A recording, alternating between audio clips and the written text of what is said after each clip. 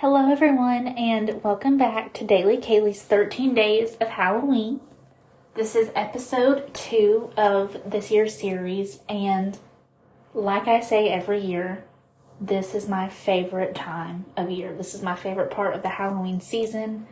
I love getting to do this tradition every single year. Before I get into today's episode, I just want to give everyone a very obvious disclaimer that I am not Japanese.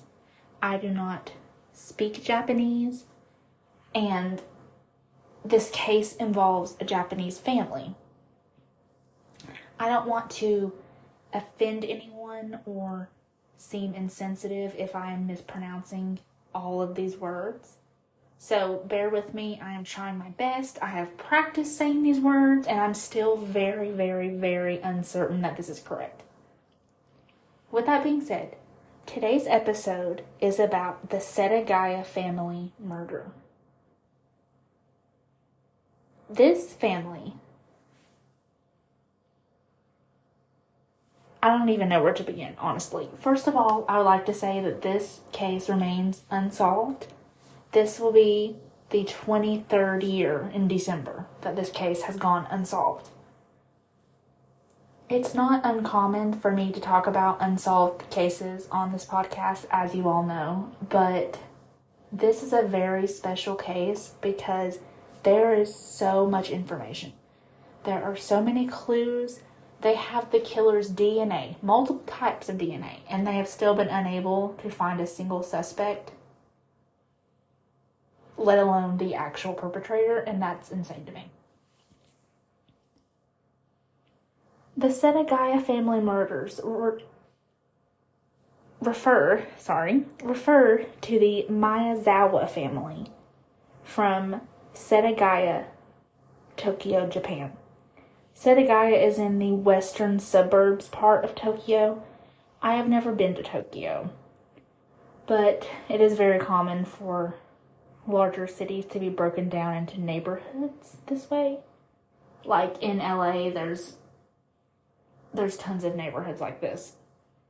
So if you've never been to Tokyo, or a larger city for that matter, this is just a more concentrated area rather than me just telling you that they are from Tokyo.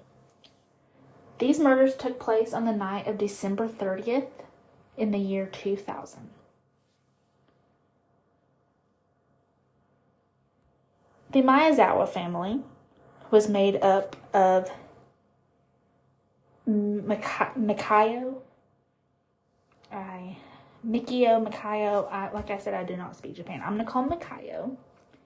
Mikio Miyazawa, his wife Yasuko, their daughter Nina, and their son Ray.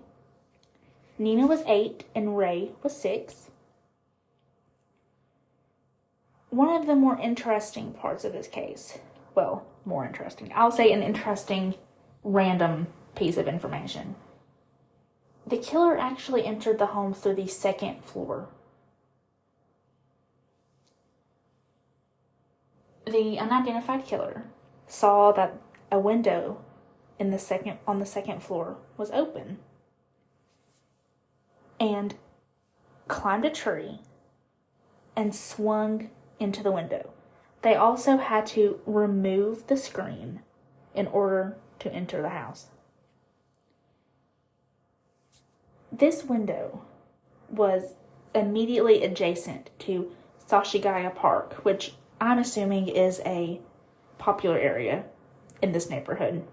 So it was literally just by happenstance that this person probably, most likely, wandered out of the park and saw that this window was open.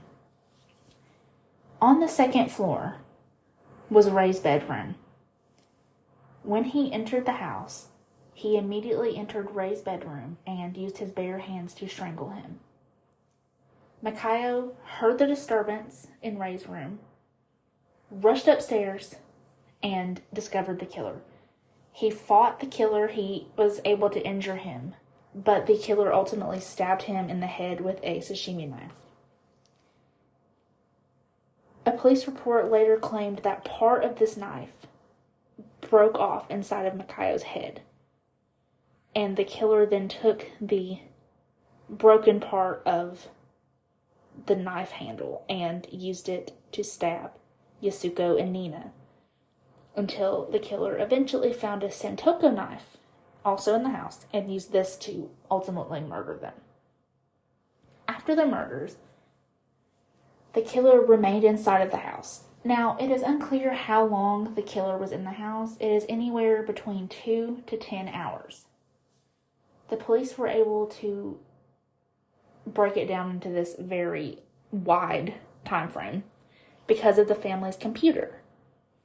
It was determined that all 4 family members were murdered between 11:51 p.m. on December 30th and 12:05 a.m. on December 31st. The family computer was logged on at 1:18 a.m. and then again around 10 a.m.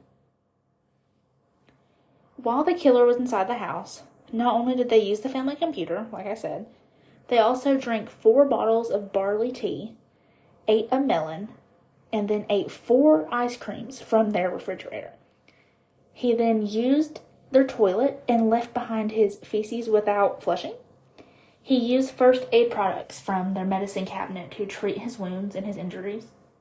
He took a nap on a sofa in the second floor living room. Multiple papers and documents were ransacked in the house. Drawers had been dumped out. Some were even dumped into the bathtub and the toilet. Some money was taken from the home, although more money was left behind. The killer also left behind 10 personal items at this house.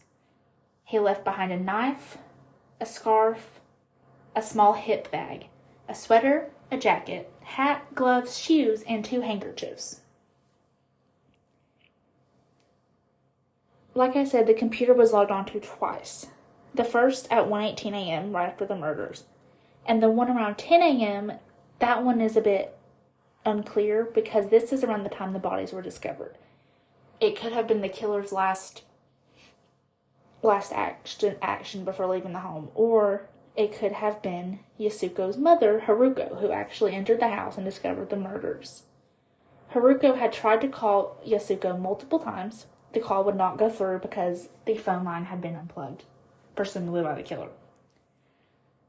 Haruko also visited the home, rang the doorbell numerous times, and no one answered, so she called the police. Like I said at the beginning of this episode, there are so many clues, and yet, after almost 23 years, we have no suspect. The police even examined the killer's feces that were left in the toilet, and they were able to determine that the killer had eaten string beans and sesame seeds the day before the murders. That is how specific it got. They were able to trace the clothes and the sashimi knife that were left behind to a specific store. And when they did this, they learned that the sweater that was left behind was 1 in 130 that were created and sold. Even though this is already a small number, the police were actually only able to track down 12 people who actually bought the sweaters. None of these fit the bill of the suspect. Inside the tiny hip bag that was left behind, they found sand. This sand was a mix of 2 very specific sands.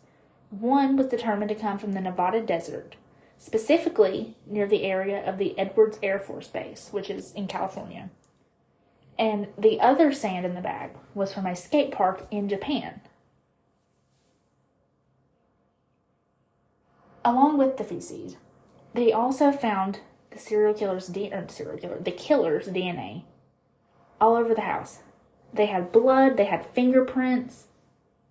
I mean, there could not be any more clues left behind. None of this DNA is in their database. This person did not have a criminal record, and to this day, this DNA has not been entered into the system. They still don't have a criminal record. For physical aspects, the killer was believed to be around 170 centimeters tall and relatively thin. The police estimated that the killer was born between 1965 and 1985, So at the time of the crime, they would have been between the ages of 15 and 35. They determined this because of the amount of physical strength and physical build that would be required for entering the house on the second floor and committing the murders, fighting off Makayo, everything. The wounds from the bodies indicate that the killer is most likely right-handed. All of these wounds were inflicted by the right hand. They examined the killer's blood, and it was determined to be type A, and this blood type was not any of the Miyazawa family. None of them have type A blood. While examining the blood, they were also able to determine that the killer is male and that he is possibly of a mixed race. He has European DNA from his mother and possibly a possibly a East Asian father. With all of this, they still had no leads. They even brought in Interpol just in case this killer is not Japanese or is not actually still in Japan or living in Japan. So many police officers have studied this case in the past almost 23 years. Almost 250,000 investigators have been on this case at one point in time, and we have collected over 12,000 pieces of evidence. There's nothing. As of December of 2021, there is still a $20 million reward for information leading to the arrest of this killer. As of 2019, there are still 35 officers specifically assigned to this case full-time. It is their full-time job to investigate these murders. There is still nothing.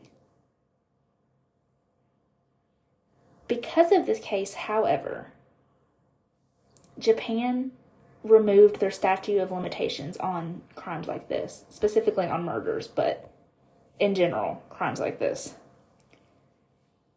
It's any crime actually that could bring on the death penalty. This was removed in 2010 because of this case and how bizarre it is.